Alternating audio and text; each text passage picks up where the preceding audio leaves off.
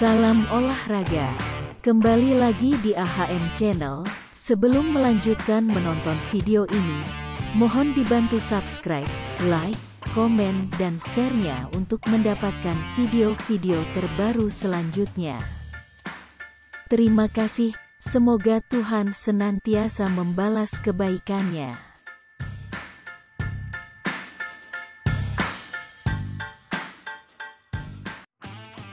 Hasil pertandingan Barito Putra vs PSM Makassar di laga tunda pekan ke-6 BRI Liga 1, yang digelar di Stadion Demang Lehman, Selasa sore, tanggal 10 Januari tahun 2023, berakhir dengan skor imbang 1-1.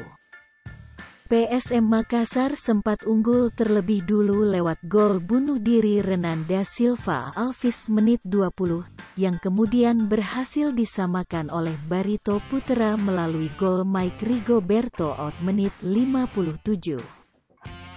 Skor imbang 1-1 hingga babak kedua berakhir, kedua tim harus rela berbagi poin.